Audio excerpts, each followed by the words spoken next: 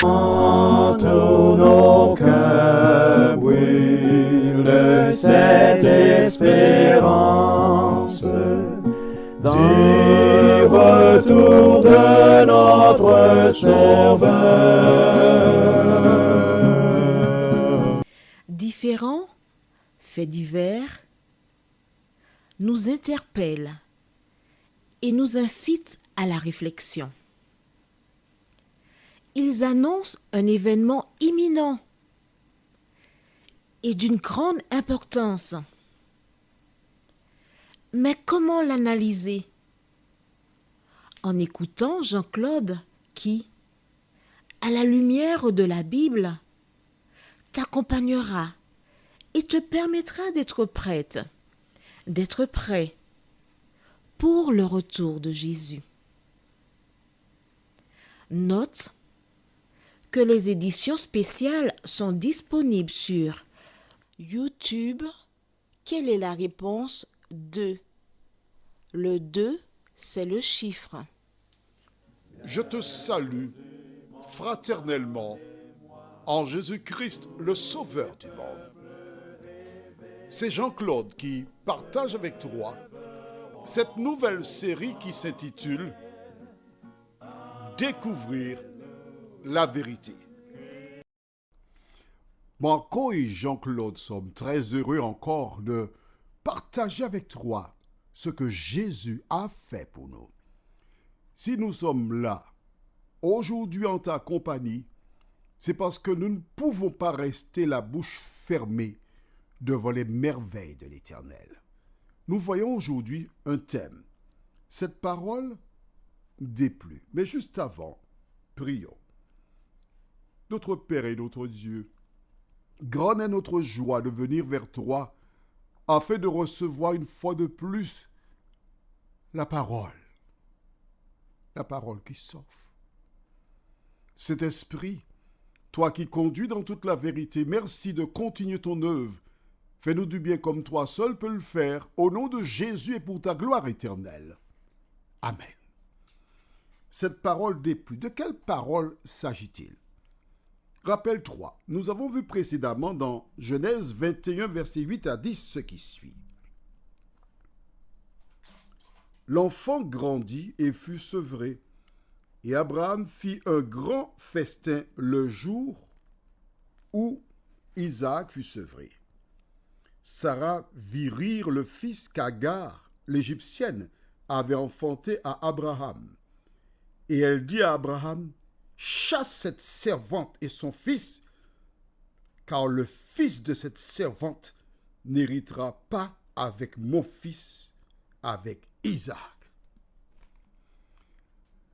Elle est radicale. Elle ne veut rien savoir. Et regarde les moutons, les cabris, les chevaux et autres animaux, les servantes, les serviteurs, toutes ces choses, elle sait qu'elle doit partir et dans sa tête, elle prépare ce départ et voudrait que son fils ait toutes ces choses et que l'enfant de la servante n'ait rien du tout. Quand j'ai abordé ce thème, le même jour, j'ai eu quelqu'un au bout du fil qui me disait « Oui, tu as parlé des personnes qui ont des enfants, mais on ne parle pas des enfants, leur souffrance. » J'ai dit « Écoute, non, au contraire. Aujourd'hui, j'ai enregistré quelque chose dans ce domaine. » Et au risque de me répéter, je connais beaucoup de femmes qui ont élevé des enfants de leur rival. Et ce sont ces enfants qui se sont occupés beaucoup plus que les enfants qu'elle avait mis au monde. Un enfant est une créature que Dieu permet d'exister. Quelles que soient les circonstances dans lesquelles il vient au monde, toi qui es un adulte, tu ne dois pas lui faire mal. Au contraire, tu dois lui donner la main. Je partage avec toi rapidement une expérience que j'ai vécue. Il y a des personnes qui avaient deux vieux congélateurs à jeter un four. Et c'était lourd. J'ai récupéré ces éléments. Et j'ai été à la déchetterie de Shellshare pour m'en débarrasser. Juste avant moi, il y avait un monsieur qui avait une voiture qui avait plein d'éléments plastiques à jeter. Alors, comme j'étais juste après son véhicule et on ne pouvait pas le dépasser, j'ai dit, mon ami, je vais te donner un coup de main. Il m'a dit merci. Et je l'ai aidé à jeter ce qu'il avait derrière son véhicule. Et j'ai ajouté, tu sais, dans la vie, c'est une main qui lave l'autre et les deux lavent le visage. Je me dis, ah oui, c'est vrai, les gens n'ont pas compris cela. Donc, il a achevé, il est parti. Je suis ensuite descendu avec les gros congélateurs et un four à déposer. Et quand j'ouvre la partie de ma voiture pour déposer ces choses, je vois qu'il vient avec moi. Il m'a dit, non, j'ai vu que tu as 2 congélateurs qui sont lourds. J'ai dit, je viens t'aider. Je n'ai pas aidé l'homme pour qu'il m'aide, non. Je ne lui ai pas demandé. Mais le Saint-Esprit a visité cet homme. Le Saint-Esprit l'a poussé à venir vers moi pour me venir en aide. Quand tu sèmes le bien, le Seigneur en son temps te bénit. Ne fais pas pour obtenir, mais fais par amour pour ton prochain. Alors quand Sarah dit à Abraham, débarrasse-toi du fils de la servante, elle semble oublier. Lorsqu'Ismaël vint au monde, c'est Abraham qui l'a reçu. Il l'a serré contre lui. Il l'a embrassé. Il a dit, ton nom c'est Ismaël. Et le matin, probablement, il devait prendre ce petit bébé pour se promener avant le lever du jour, pour lui raconter des histoires. Le soir, il allait le coucher, le border. Il lui racontait des histoires. Il voyait l'enfant rire. Il l'embrassait. Et là, Sarah dit, chasse l'enfant de la servante. Maintenant, dans ce cas précis, rappelle-toi, c'est Sarah qui a mis Abraham dans les bras d'Agar. Elle n'a aucune excuse atteignante. Maintenant, si tu n'as pas mis ton mari dans les bras d'une femme et un enfant naît, est-ce que tu peux agir de la sorte? Non. Alors, si tu as mal agi à l'endroit l'enfant de ton époux ou de ta rivale, je t'invite à réfléchir sérieusement et te poser une question. Et si c'était moi, cet enfant, comment aurais-je vécu cela? Ensuite, appelle l'enfant. Vois-le. S'il ne veut pas te voir, fais-lui une lettre et dis-lui, je n'ai pas agi comme j'aurais dû le faire à ton endroit. Je te demande de me pardonner et que Dieu te bénisse. Il faut le faire. Je te parle comme si tu es ma petite sœur, ma grande sœur. Parce qu'un jour, tu devras comparaître devant le tribunal divin. Et si tu as mal agi à l'endroit d'un enfant, tu risques de perdre la vie éternelle. Quand il entendit cela, que fit Abraham? On reste au même chapitre 21, verset 11. Cette parole déplut fort aux yeux d'Abraham à cause de son fils. Tu as vu? Cette parole déplut Abraham à cause de son fils. C'est son sang. C'est sa postérité. Mais Sarah ne pense qu'à elle. Mon fils, Isaac. Alors c'est Agar, son fils, Ismaël, et moi c'est mon fils, Isaac. Voici Abraham qui se trouve dans une croisée fort difficile. Pourquoi? Parce qu'au départ, il n'a pas su dire non à Sarah.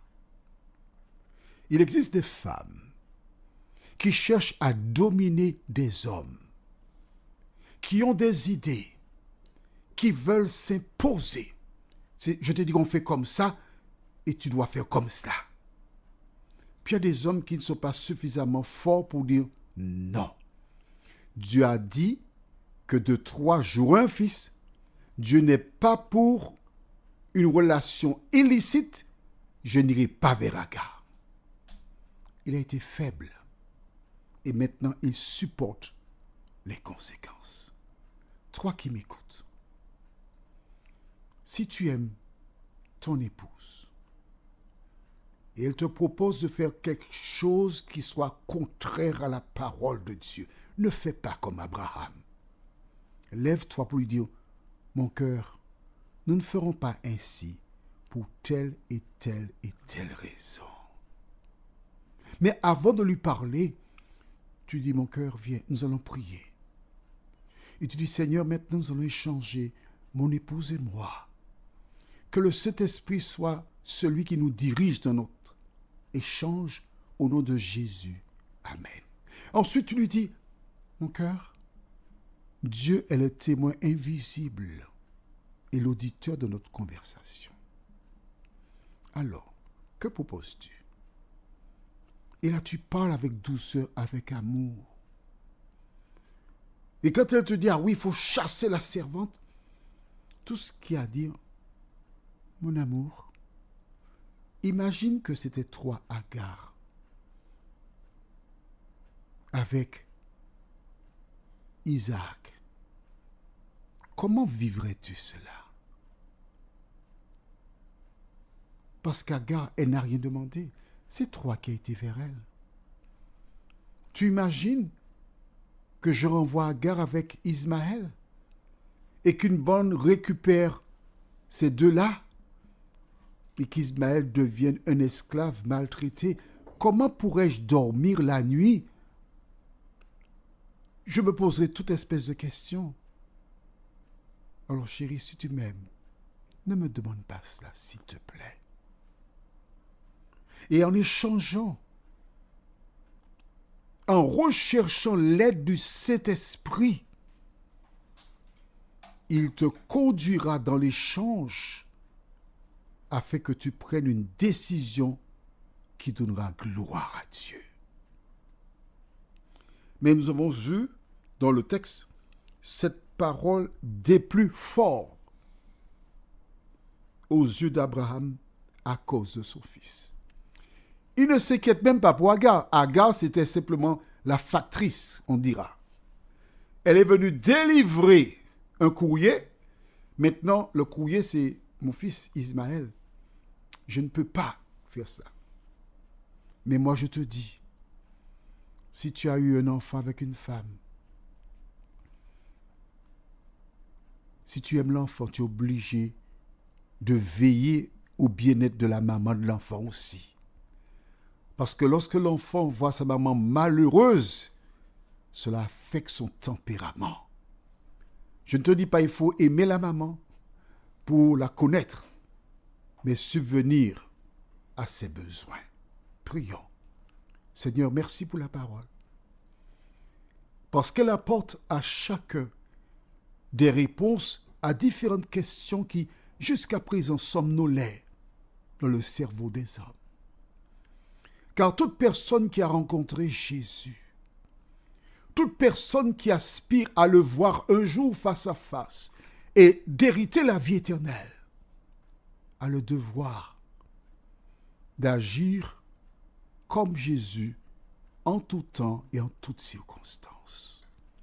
Merci Seigneur d'enlever notre cœur de pierre et toutes les fois que nous posons une action, à nous poser la question suivante.